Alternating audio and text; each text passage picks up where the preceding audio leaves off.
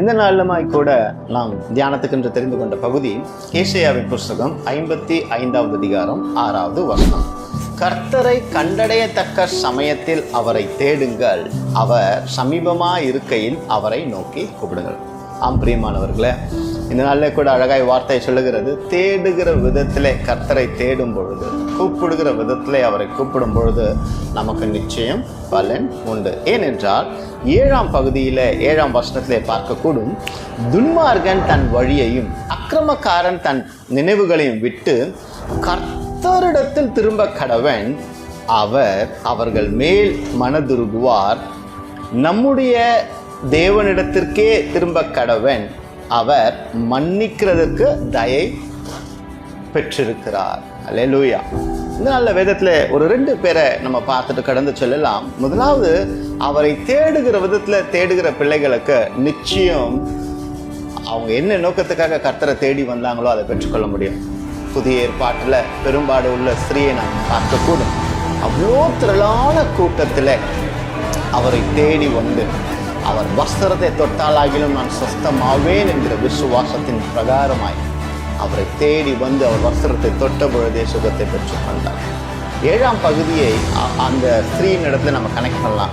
எத்தனையோ வழிகள், நிறைய மனிதர்களை நீங்கள் போய் பாருங்கள், சுகம் கிடைக்கும் மருத்துவரை பாருங்கள், நிறைய பேர் சொல்லிடலாம். மனிதர்கள் என்றாலுமே அநேகர் துன்மார்க்கத்துக்கு வழிகளை காண்பிக்கிறவர்களாக இருப்பார்கள்.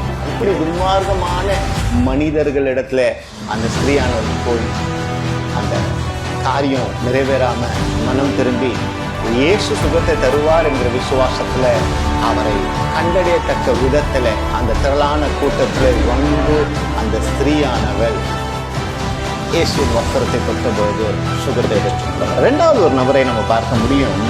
அவரை நோக்கி கூப்பிடும் பொழுது, தன் பக்கத்தில் இருக்கும் பொழுது, நம்ம பக்கத்தில் யார் இருக்காங்க, சின்ன பிள்ளைங்களுக்கு ஒரு ஆபத்து வருதுன்னா முதலாவது அவங்க நோக்கி கூப்பிடுறது அம்மா அப்பான்னு தான் நோக்கி கூப்பிடுவாங்க.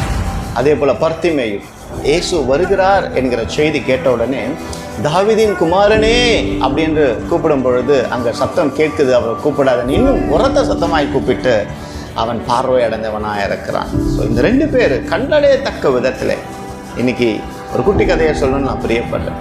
ஒரு அணில் ஒரு சிங்கத்திற்கூட வேலை பார்த்துட்டு இருக்கும்போது, நான் வேலையை விட்டு போகிறேன் அப்படின்னும்போது அந்த சிங்கம் சொல்லிச்சான், நீ என்னோட இரு, நான் உனக்கு நீ போகும்போது நான் உனக்கு எல்லாமே செய்கிறேன் அப்படின்னும்போது அந்த அணில் வயது சென்றதுக்கப்புறம் ரிட்டையர்மெண்ட் ஆகும்போது அந்த அணிலுக்கு கூட நிறையா அக்ரூட் பழத்தை சிங்கம் கொடுத்து எடுத்துகிட்டு சந்தோஷமாக வரும்பொழுது அதை கடிக்கும்பொழுது அணிலுக்கு அப்போ தான் ஞாபகம் வருது, வயசானதுனால எல்லா பழம் விழுந்து போச்சு. அப்போது வயது சென்றது போது கிடைக்கக்கூடிய ஆசீர்வாதம் அது ஒரு பிளஸடாக இருக்காது. வாலிப பிரயாத்திலேயே தேடுகிற விதத்திலே நாம் யாரை தேடுவேங்கிற தீர்மானத்தோடு நாம் தேடும் பொழுது நாம் நிச்சயம் வெற்றி அடைய முடியும். யங்ஸ்டர்ஸ், இந்த வயசில் எல்லா பிரயாத்தில் நீங்கள் இந்த உலகத்தில் எத்தனையோ காரியங்களை தேடி போகக்கூடும்.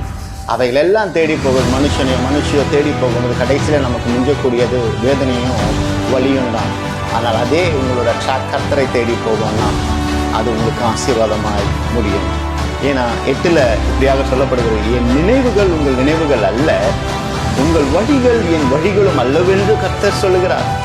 இந்த பக்கம் போனால் இன்னான இடத்துல நான் நட்பு வைத்து கொண்டா எனக்கு ஆசீர்வாதமாக இருக்கும் அப்படின்னு நம்ம ஒரு மனிதனை சார்ந்து போவோம். ஆனால் அந்த கடைசியாக பார்க்க போனால் அந்த மனிதனே நமக்கு முள்முடியாய் மாறப்படும்.